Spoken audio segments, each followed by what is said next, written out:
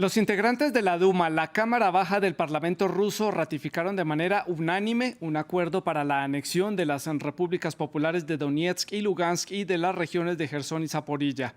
Hubo rechazo internacional por haber realizado esta serie de referendos que no contaron con garantías dentro del derecho internacional y también representó un capítulo más en la pérdida territorial para Ucrania.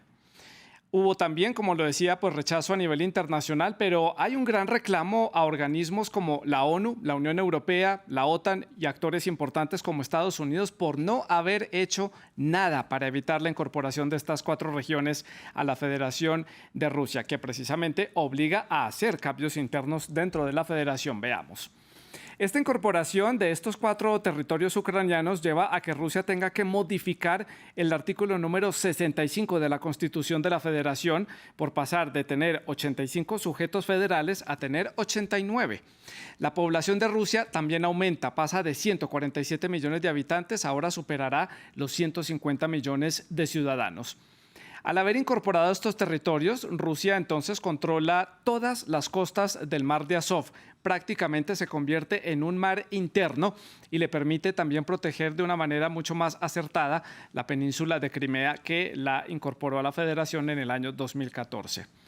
Si bien en las repúblicas populares de Donetsk y Lugansk la mayoría de los habitantes eran rusoparlantes, a partir de ahora el ruso va a ser el idioma oficial, el del uso diario, el de los medios de comunicación y de la administración pública. Y también el rublo ruso pasa a ser la moneda de curso legal. Será permitido el uso del idioma ucraniano en conversaciones informales entre los habitantes.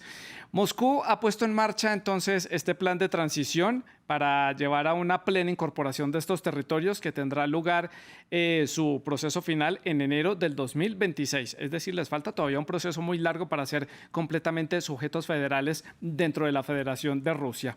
Según un sondeo de opinión realizado por el Centro de Estudios de la Opinión Pública, que es un organismo afín al Kremlin, afín al presidente Putin, el 75% de los rusos apoyan el ingreso a Rusia de estas repúblicas populares de Donetsk y Lugansk y las regiones de Zaporilla y Gerson como territorios de la Federación.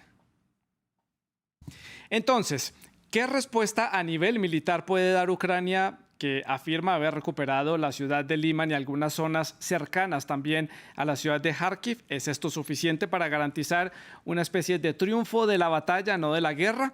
Si bien las tropas rusas se han replegado en algunos puntos importantes, la incorporación de estas cuatro regiones representan un triunfo, por lo menos desde el punto de vista de los rusos, que también confirmó que ha movilizado a cerca de 200.000 hombres adicionales a la zona de batalla. ¿Está entonces Rusia verdaderamente en aprietos o triunfando? La comunidad internacional va a seguir presionando al Kremlin. ¿Cuál será el paso a seguir por parte de la OTAN, de la Unión Europea, Ucrania y Rusia? Para analizar este tema, saludamos a Román Ortiz. Él es analista de seguridad y defensa del Centro de Seguridad Internacional de la Universidad Francisco de Vitoria. Él se encuentra en la ciudad de Washington, en Estados Unidos. Y desde Bogotá se conecta Jesús Agreda Rudenko. Él es internacionalista y profesor del Departamento de Relaciones Internacionales de la Facultad de Ciencias Políticas de la Pontificia Universidad Javeriana, que está ubicada en la ciudad de Bogotá, en Colombia. Nuestros televidentes, ustedes que nos están sintonizando hasta ahora, recuerden que también son parte de esta conversación. Pueden dejar todos sus comentarios y sus preguntas a través de las redes sociales. Estamos en Twitter, en Facebook, en Instagram. Nos encuentran como @eldebate_F24, @santilogo, que es mi cuenta personal. La etiqueta numeral El Debate F24. Recuerde también que todos los contenidos están disponibles en diferentes plataformas de podcast. Estamos en Apple Podcast, en Spotify, Deezer y TuneIn. Vamos a comenzar. Le doy entonces la palabra a Román en la ciudad de Washington. El punto de partida en esta ocasión y la pregunta con la que abro el debate es si estas incorporaciones de estas cuatro regiones a la Federación de Rusia es claramente un triunfo para Rusia o es un arma de doble filo para este país o es una medida desesperada tomada por las autoridades rusas porque verdaderamente se están sintiendo acorralados por las fuerzas ucranianas. Sí, mire, creo que lo primero que es importante en este sentido es distinguir entre realidad y ficción. La realidad de lo que está pasando en el campo de batalla y la ficción que nos quiere hacer creer el Kremlin. Formalmente hablando, Rusia ha incorporado estas regiones, se las ha anexionado a través de unos referéndums que han carecido, no es que hayan carecido de garantías, es que en realidad han sido una completa farsa, ¿verdad? Pero en la práctica lo que está pasando es que Rusia está perdiendo el control del territorio que precisamente acaba de anunciar que se ha anexionado. Entonces hay una paradoja, digamos, hay una enorme brecha entre la realidad y la ficción. La ficción legal que están creando de que incorporan estas zonas al territorio ruso y la realidad de que las tropas ucranianas les están expulsando de ellos. ¿Para qué sirve entonces este movimiento del Kremlin? Para dos cosas. La primera es para enmascarar lo que en este momento cada vez parece más claro que es una derrota militar sin precedentes para las Fuerzas Armadas rusas, después de perder fracciones muy grandes del territorio que controlaban en el norte de Ucrania. Ahora las fuerzas rusas se están sintiendo fuertemente presionadas en la región de Kherson. Están combatiendo en una posición muy complicada porque están combatiendo de espaldas al río. Y si Ucrania tiene éxito, podría convertirse en una gran catástrofe militar para Rusia, no solamente porque Ucrania recuperaría una de las ciudades más importantes y un puerto clave en el Mar Negro para Ucrania, sino además porque las tropas rusas que están combatiendo en esa zona tienen muchas dificultades para poder retirarse, para poder replegarse, y eso las convertiría en presa de la ofensiva de Ucrania, ¿verdad? Sí. El otro objetivo es incrementar la credibilidad de la amenaza nuclear. Si estos territorios se convierten en Rusia, entonces argumenta Putin, él tiene más razones para pensar en utilizar el arma nuclear. Sí. Importante el punto que pone de partida Román Ortiz en la ciudad de Washington. Vamos entonces hasta Bogotá. Allí nos escucha Jesús Agreda. Jesús, gracias por acompañarnos hoy en el programa. ¿Cuál es su perspectiva, su opinión? El triunfo, ¿esto se puede ver como un triunfo para Rusia? ¿Es un arma de doble filo? ¿Esto le va a empezar a cobrar factura pronto al gobierno ruso? ¿O es simplemente una medida porque verdaderamente están en aprietos? Primero, buenas tardes, muchas gracias por la invitación. No, estoy completamente de acuerdo con lo que ya se dijo. Efectivamente es una situación o es una medida algo desesperada a través de la cual, digamos, y haciendo uso de una amenaza potencialmente nuclear, se intenta disuadir un éxito militar ucraniano que es innegable, que efectivamente Rusia no puede negar, que es extremadamente visible, que Putin mismo no ha podido contener, porque los argumentos que hemos escuchado es que incluso Putin ha tomado el control de ciertas tropas y finalmente control de ciertas, actividades militares en terreno. Y ahí es donde al parecer efectivamente hay un fracaso. No hay posibilidad de contener la contraofensiva ucraniana, al menos ese esfuerzo no ha sido efectivo. Y eso mismo ha desatado una crítica interna hacia el gobierno Putin, que lo ha colocado en una posición también muy difícil dentro de la política interna, incluso contra sus propios, simpatizantes nacionalistas en algunos casos, que sí, ya ven con una interpretación muy crítica el desempeño del presidente. Y eso, por supuesto, lo obliga a tomar medidas algo desesperadas, y me parece que esa anexión es la demostración de esa medida. Vamos a hablar de esas críticas internas porque vienen desde diferentes sectores de la sociedad rusa. Jesús, continúo con usted para hacer la ronda a la inversa. Después de esta incorporación o supuesta incorporación, porque pues ya ustedes lo explican, cómo en la práctica no va a ser tan sencillo como lo hace ver el Kremlin. ¿A qué se está exponiendo Rusia por parte de sanciones de la comunidad internacional? ¿A qué se está exponiendo el gobierno del presidente Vladimir Putin con esta incorporación? ¿Qué le espera a Rusia? Pues le esperan más sanciones. El problema es que la efectividad de esas sanciones, sobre todo en ámbitos multilaterales, son un poco complejas. Ya vimos que, por ejemplo, el esfuerzo de algunos estados en el marco del Consejo de Seguridad por declarar ilegal los referendos fueron vetados por Rusia, lo que significa que la capacidad de acción es limitada. Entonces, el siguiente paso es tratar de imponer sanciones o de alguna forma condenar las acciones en un contexto más amplio, en el marco de la Asamblea General. Pero igual, en ese mismo ámbito, vemos que pues, las decisiones no son tan vinculantes, por supuesto, como el Consejo de Seguridad lo podría imponer, o lo podría proponer, y eso hace que, digamos, aunque las sanciones están en el papel, en la práctica, desde la ONU al menos, las sanciones difícilmente se van a poder implementar. Lo que nos deja entonces con sanciones mucho más bilaterales, de alguna forma mucho menos multilaterales, de parte de la Unión Europea, por supuesto, si ya se han anunciado algunos mecanismos adicionales, mucho más dirigidos no solo al país, sino a nuevos sectores y sobre todo a aquellas personas que participaron directa o indirectamente en este fiasco del referendo, digamos, Sí. en esta broma, si quieren.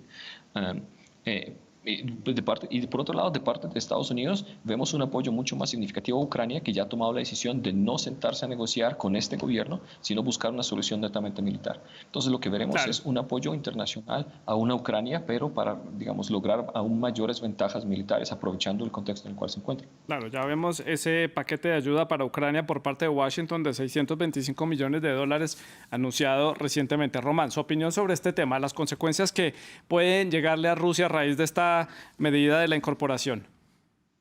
Bueno, efectivamente, yo creo que una de las cosas que han demostrado esta guerra, de hecho, es que los organismos multilaterales y en particular las Naciones Unidas sirven de poco cuando los agresores están dentro, ¿verdad? Y en este caso estamos hablando de Rusia y en este sentido, en este caso, digamos, Rusia cuenta con el apoyo de China. Dicho esto, me parece que la clave acá se ha vuelto a mover o se está moviendo ahora en el campo de batalla.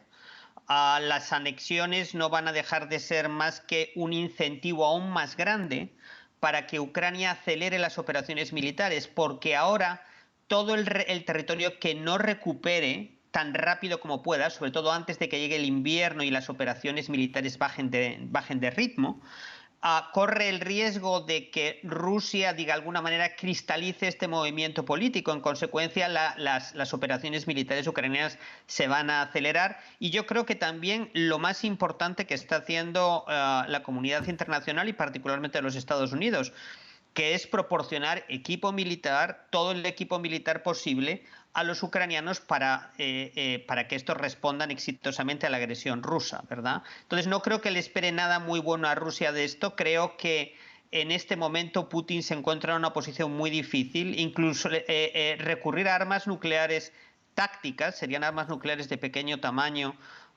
representa una opción tremenda, primero porque le condenaría, digamos, acabaría, su supervivencia política estaría descartada, por un lado, y por otro lado, no provocaría un cambio sustancial en el campo de batalla, ¿verdad? Sí. De forma que la situación es muy difícil para Rusia, incluso después de este movimiento. Román, continúo con usted para preguntarle de ambos lados del campo de batalla. Hablemos primero desde el lado ucraniano. Usted ya mencionaba que es el momento para que Ucrania presione el acelerador para tratar de recuperar la mayor cantidad de terreno en el este del país. ¿Qué más puede hacer Ucrania para seguir adelante con esta contraofensiva y seguir arrinconando a Rusia, como según ellos mismos han dicho, está sucediendo? Mire, yo creo que estamos en una dinámica en la cual la clave es quién está movilizando recursos de manera más rápida, ¿verdad? Los ucranianos han demostrado una enorme capacidad para movilizar a su población, para encuadrar digamos, nuevos soldados en unidades operativas y meterlos en el campo de batalla. El cuello de botella ucraniano es en el ritmo y la velocidad del suministro de armas de Occidente. Entonces, lo más importante para Ucrania ahora y para la causa ucraniana es que reciba más armas, más equipo militar y más entrenamiento occidental lo más rápidamente posible. Por el lado ruso, el problema es que el sistema militar ruso está roto por dentro. No importa que Putin diga que ha movilizado a 300.000 nuevos ciudadanos para encuadrarlos en las Fuerzas Armadas.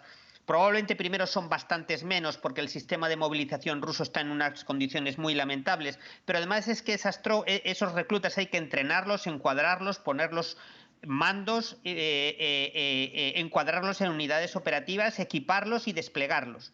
Y todo el sistema que hace posible eso, la logística, las comunicaciones, la disponibilidad de suficientes oficiales y suboficiales, todo ese sistema en el caso ruso está completamente roto.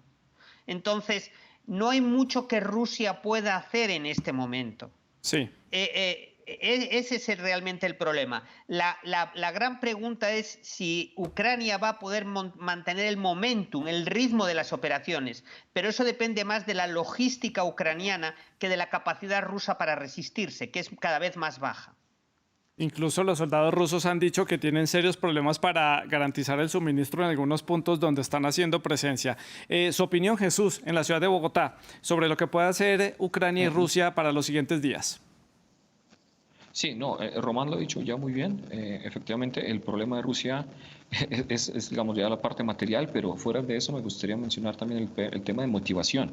Porque sí, efectivamente, Vladimir Putin ha mencionado que ya han sido reclutados 200.000 personas, pero analicemos cuántas personas han tratado de escapar del país para evitar ser reclutados y veremos que la cifra termina siendo en últimas, o podría terminar siendo muy parecida, lo cual significa que la motivación es un factor muy importante y que vale la pena tener en cuenta. Es decir, en el caso ucraniano vemos un ejército equipado, digamos, obviamente hay limitaciones, pero pues hay motivación, sobre todo, y digamos, hay un esfuerzo muy significativo, una coordinación muy efectiva por liberar un territorio que se considera o que se ve como claramente ocupado de un agresor externo. En el caso del ejército ruso hay un problema motivacional de fondo muy grande, porque justamente el mismo gobierno no ha sido capaz de justificar a esa población o digamos a su propia población la necesidad de esta guerra y la necesidad de estas operaciones militares. Es decir, vimos con la movilización parcial de Vladimir Putin una serie de movilizaciones y una serie de protestas en contra de la decisión que demuestra que efectivamente no hay una comunicación muy clara entre lo que el gobierno está haciendo y lo que la población está observando en terreno. Así que, sin duda, Ucrania tiene una enorme ventaja en este momento, pero digamos que solo puede aprovechar, solo puede seguir aprovechando si hay un apoyo externo, que es el que el presidente Zelensky ha estado tratando de conseguir, pero que obviamente está tomando tiempo en llegar. Jesús, aquí volvemos otra vez a un punto que hemos analizado a lo largo de estos meses desde que empezó la invasión al territorio ucraniano, y es este exceso de propaganda por parte de los dos lados. Vemos a Rusia hablando de esta incorporación, hablando de estas cifras que yo daba al inicio en la introducción, del 75% de los rusos a favor de esta incorporación de estos territorios, pero vemos que la realidad en terreno pues es muy diferente. Otra vez un exceso de propaganda triunfalista por parte del Kremlin, y también qué balance se puede hacer de la propaganda del lado ucraniano, porque también Ucrania ha sabido manejar muy bien los medios de comunicación para despertar esa empatía a nivel internacional como el país que está siendo invadido. Sí, comenzando con la parte de Rusia, efectivamente vemos que hay una enorme propaganda, pero el problema es que hay una ruptura, de alguna forma, entre la propaganda y la realidad que se percibe. Es decir, si el gobierno viene diciendo que está en una operación militar especial hace algunos años y que están ganando y que finalmente solo han tenido algunos reveses menores, pues la gente entiende que no hay ninguna razón para movilizar 300.000 personas. Es decir, es evidente que hay un fracaso, de nuevo, en el discurso versus la realidad. Y eso hace que las personas mismas empiecen a cuestionar mucho, digamos, la situación real de la guerra, y eso explica por qué las personas están tratando de irse del país o por qué están tratando de protestar.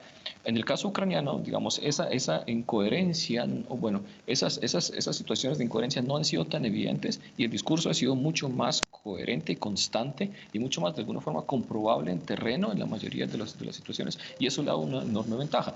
Ahora, fuera de eso, por supuesto, tal como ya lo mencionó muy bien, están en una situación digamos, arrancan de una situación de inferioridad porque son la víctima de una agresión externa, y por ende, de entrada, su discurso tiene mucha más credibilidad, y donde además tienen representantes y líderes tan carismáticos como el mismo presidente Zelensky, que le dan de alguna forma un peso adicional a ese discurso finalmente ucraniano. Claro.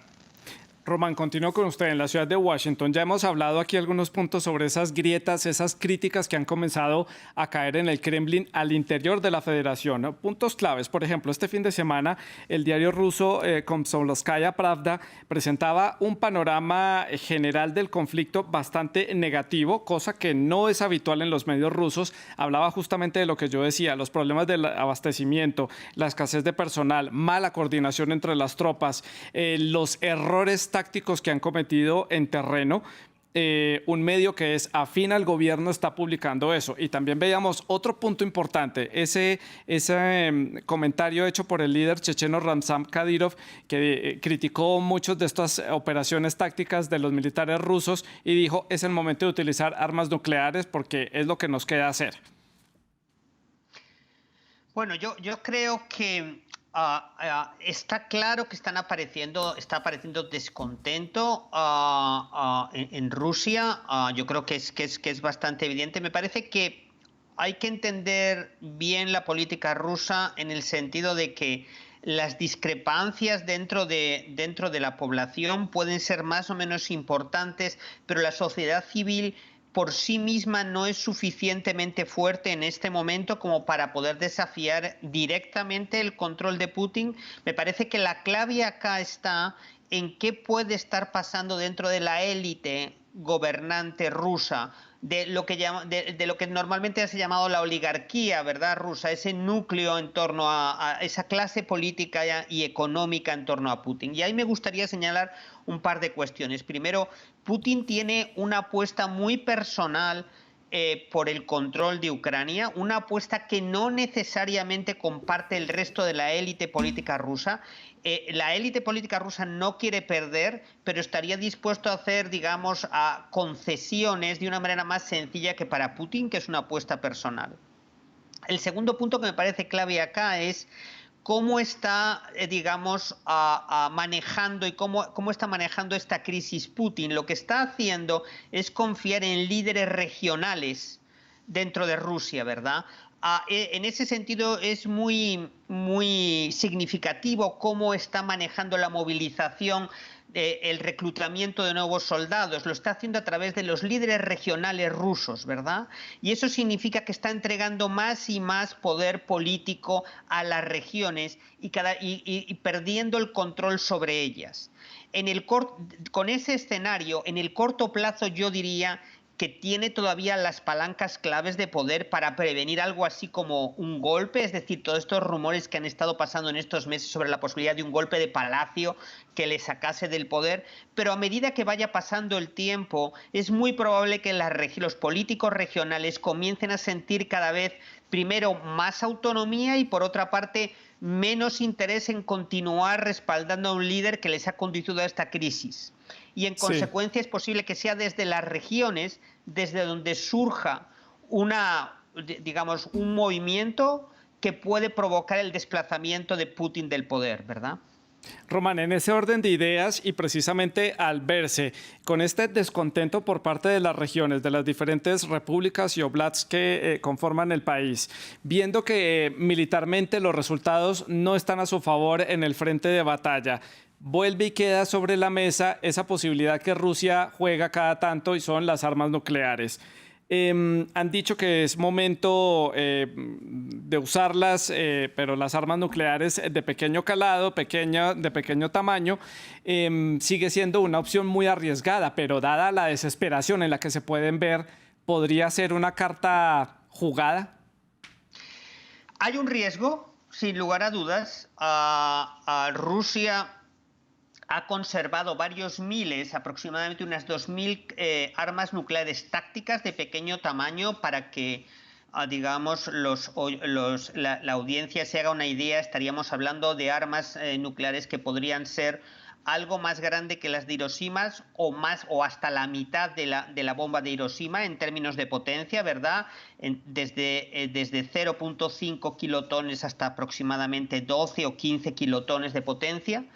Hay varios problemas para esto, ¿verdad? Digamos, primero, no está claro que si Putin toma una decisión de este tipo, la línea de mando rusa le vaya a hacer caso, porque sabe las consecuencias que tendría una decisión así, no para Rusia como país, sino para cada uno de ellos individualmente, ¿verdad?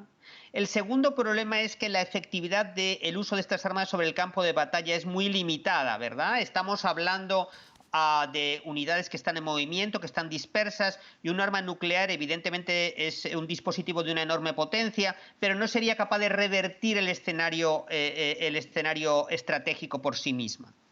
El tercer punto es la respuesta de la OTAN, ¿verdad? Y de los Estados Unidos.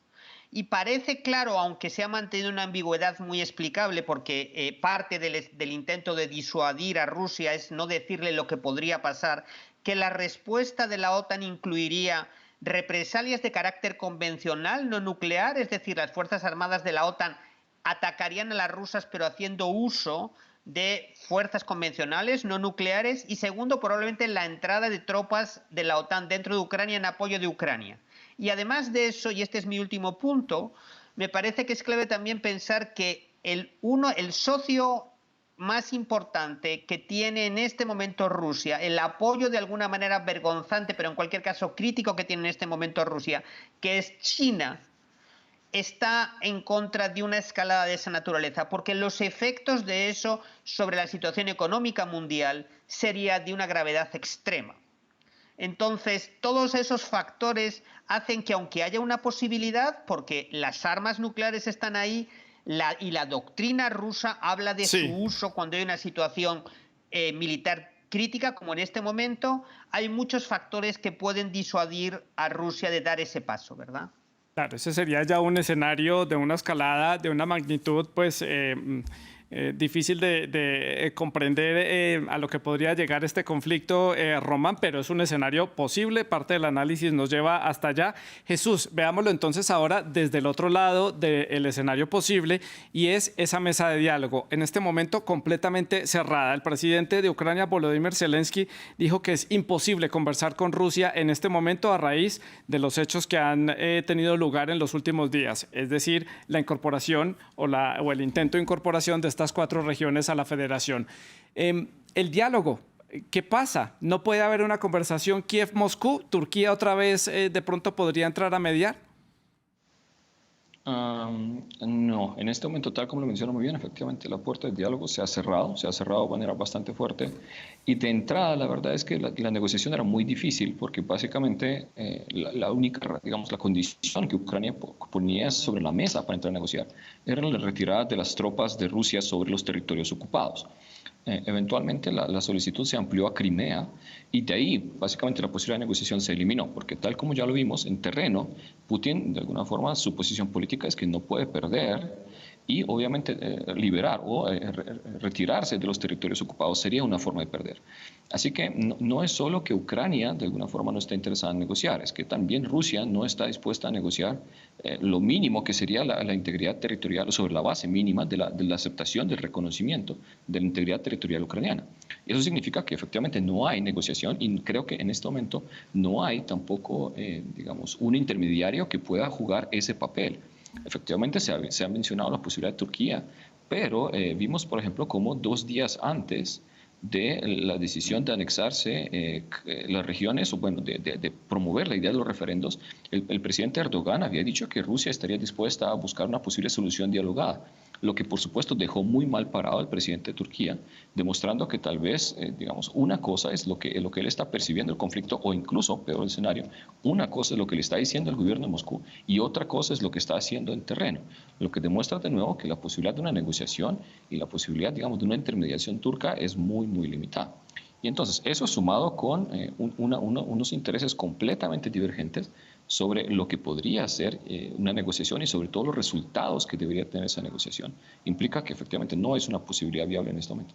Y sin haber diálogo, Jesús, entonces vuelven estas insistencias por parte, por ejemplo, de Ucrania, de ejercer más presión sobre Rusia. Y ahí es donde vuelven estos llamados para que sea declarada Rusia como un Estado terrorista o un Estado que apoya el terrorismo. ¿Esto a nivel internacional en qué repercutiría para este país en términos legales o económico o político?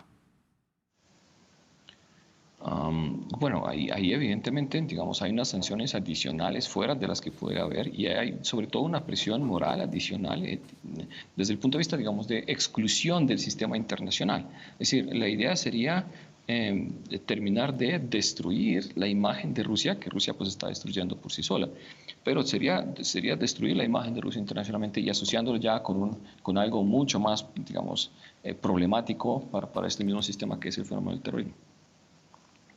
Román, quiero conocer su opinión sobre esta posibilidad de una mesa de diálogo. Como lo decía Jesús, en este momento bloqueada, cerrada, pero entonces, ¿cuáles pueden ser las opciones para buscar una solución a este conflicto? Bueno, el problema es que las posibilidades de diálogo son nulas por varias razones. Una de las más importantes es que cuando Ucrania, digamos, lo que se definen incluso como las fronteras, digamos, la salida de las tropas rusas, tienen ahora mismo dos perspectivas distintas desde Ucrania e incluso desde sectores, digamos, rusos que no están cercanos a Putin. Es decir, para muchos rusos Crimea es parte de Ucrania, perdón, es parte de Rusia. Por mucho que legalmente hablando, si Crimea sea evidentemente territorio ucraniano, pero el hecho de que Crimea fuese unido a la entonces República Soviética de Ucrania en los años 50 y que hasta ese momento fuera parte de Rusia, hace que haya debates sobre si eso se debe de considerar o no como parte de Ucrania. Y todo esto hace mucho más difícil de alguna manera llegar a algún punto de acuerdo en el sentido de qué significaría la retirada rusa, incluso si en algún momento Putin o un líder ruso alternativo estuviese dispuesto a garantizar esa retirada. Entonces, ese lado está bloqueado. Yo creo que la otra salida, digamos, la de una victoria militar, es la que parece que se está abriendo, pero hay que también pensar que la enorme cantidad de territorio que en este momento todavía controla Rusia, y en consecuencia yo creo que hacia donde está yendo el conflicto es hacia un arrinconamiento de Rusia, pero todavía, digamos, manteniendo Rusia la ocupación de una parte relevante de Ucrania. Digamos, de alguna manera de lo que estaríamos hablando de alguna clase de partición, que no significaría la paz, pero significaría al menos una bajada en la intensidad de las operaciones, sobre todo a partir de que llegue el invierno. Más allá de eso, una solución del conflicto, digamos, definitiva, es algo que no se alcanza de ver, principalmente porque esa no ha sido la política de Putin nunca. Es decir, Putin mantiene sistemáticamente abiertos conflictos de Rusia con otros países en la periferia rusa. Les recuerdo el caso de Abjasia y Osetia con Georgia, el caso de Transnistria con Moldavia y ahora el caso de Ucrania. Es decir, Putin abre conflictos, pero no es capaz de encontrarles una salida. Me temo que esta vez, a pesar de que las operaciones militares están yendo radicalmente en su contra, vamos a encontrarnos con una situación parecida. Los ucranianos van a recuperar mucho más territorio, pero Rusia todavía va a mantener abierta la guerra, ¿verdad? Porque además, mientras mantenga la guerra abierta, Putin puede reclamar que no ha perdido, por mucho que esté perdiendo.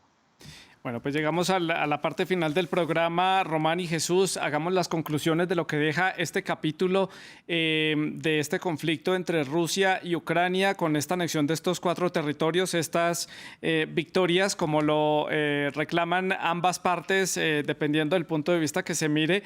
¿Cuál es la reflexión que ustedes hacen, la gran conclusión de lo que deja este episodio? Porque, bueno, en esta semana puede ocurrir cualquier cosa en este conflicto. Todo está sobre la mesa y puede ocurrir cualquier episodio nuevo en este conflicto. Jesús, adelante.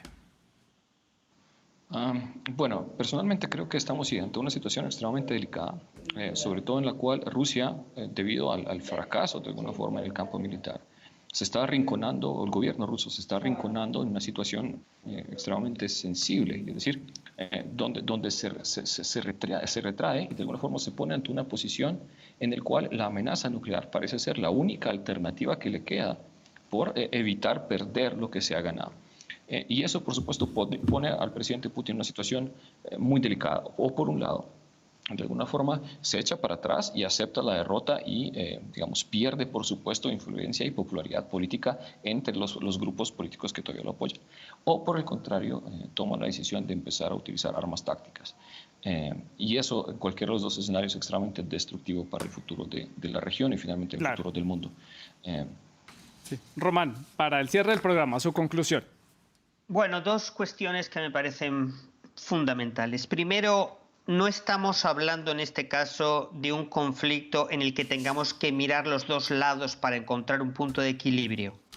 Digamos, tenemos un lado que ha invadido, agredido y miente sistemáticamente, y tenemos otro lado que se está defendiendo y que, a pesar de que haya demostrado una habilidad muy grande, y estoy hablando del lado que se está defendiendo, evidentemente es Ucrania, y estoy hablando de que, digamos, más allá de que tenga un manejo habilidoso de la comunicación estratégica, Ucrania no miente sistemáticamente como lo hace Rusia.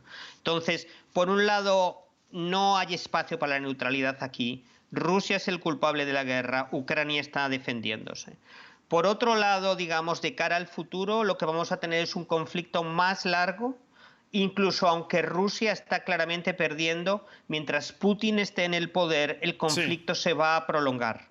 En consecuencia, tenemos que prepararnos para una guerra larga y probablemente para que lo que todo el mundo quiere, que es la vuelta de alguna manera a la normalidad, tengamos que asumir que la normalidad como la pensábamos ya no existe y no va a existir nunca más. Pues a Romania, Jesús, les agradezco por haber hecho este análisis para la audiencia de France 24. Es todo por hoy. En nombre del equipo técnico les agradecemos la sintonía. La producción del programa estuvo a cargo de Pedro Ruiz y la producción de invitados estuvo a cargo de Tania Herrera. Pueden seguir con más información en France 24. Sigan con nosotros.